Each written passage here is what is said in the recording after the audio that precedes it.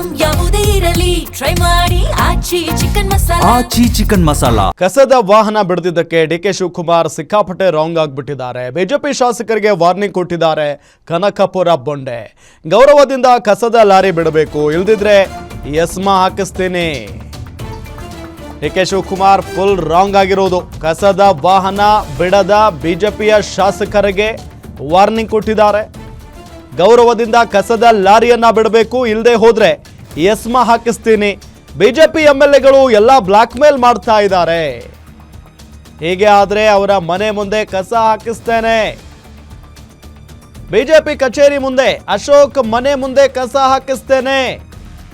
ಅಲ್ಲೂ ಕಸ ಬೇಡ, ಇಲ್ಲೂ ಕಸ ಬೇಡ ಅಂದ್ರೆ ಎಲ್ಲಿಗೆ ಹೋಗ್ಬೇಕು? ಈ ಕಸ ಅಶೋಕ್ ವಿಜೇಂದ್ರ ಮನೆಗೆ, ಬಿಜೆಪಿ ಆಫೀಸ್ಗೆ ಹೋಗ್ಬೇಕು. ನಿನ್ನೆ ಲಿಂಬಾವಳಿ ಪ್ರತಿಭಟನೆ ಮಾಡಿದ್ದಾರೆ. ಇವತ್ತು ದೊಡ್ಡಬಳ್ಳಾಪುರ ಎಂಎಲ್ಎ ಪ್ರತಿಭಟನೆ ಮಾಡಿದ್ದಾನೆ. ಇವರೆಲ್ಲ ತಮ್ಮ ಕ್ಷೇತ್ರಕ್ಕೆ ಅನುದಾನಕ್ಕಾಗಿ ಬ್ಲಾಕ್ ಮೇಲ್ ಮಾಡ್ತಾ ಇದ್ದಾರೆ. ಕಸದ ವಾಹನ ಬಿಡದಿದ್ದಕ್ಕೆ ಡೈರೆಕ್ಟ್ ಆಗಿ ವಾರ್ನಿಂಗ್ ಕೊಟ್ಟಿದ್ದಾರೆ ನೋಡಿ ಉಪಮುಖ್ಯಮಂತ್ರಿ ಡಿಕೆ ಶಿವಕುಮಾರ್.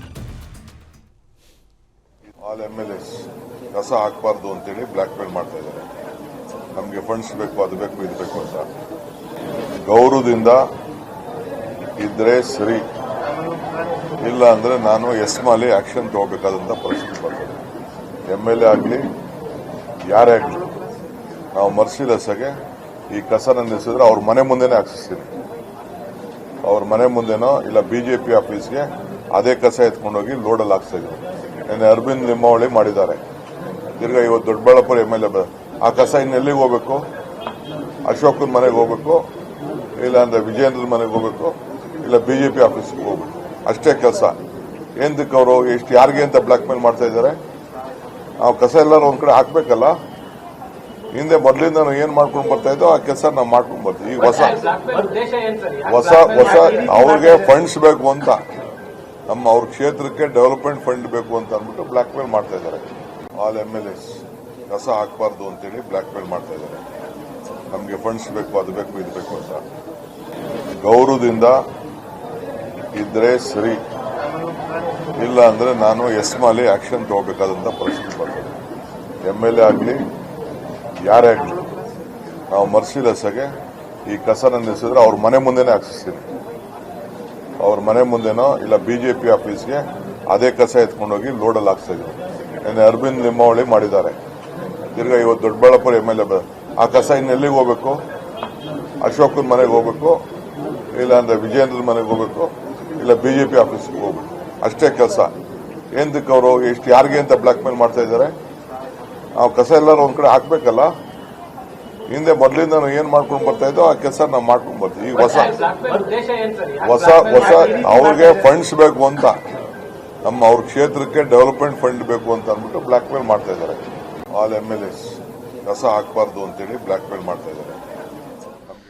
ಎಸ್, ನೋಡಿದ್ರಲ್ಲ, ಇದು ಡಿಕೆ ಶಿವಕುಮಾರ್ ಅವರ ಮಾತು. ಎಲ್ಲೋ ಒಂದ್ ಕಡೆ ನಿನ್ನೆ ಅರವಿಂದ್ ಲಿಂಬಾವಳಿ ಅವರು ಈ ಕಸದ ವಿಚಾರಕ್ಕೆ ಸಂಬಂಧಪಟ್ಟಂತೆ ಪ್ರತಿಭಟನೆ ಮಾಡಿದ್ದಾರೆ. ಇವತ್ತು ನೋಡಿದ್ರೆ ದೊಡ್ಡಬಳ್ಳಾಪುರ ಎಂಎಲ್ಎ ಪ್ರತಿಭಟನೆ ಮಾಡ್ತಾ ಇದ್ದಾರೆ.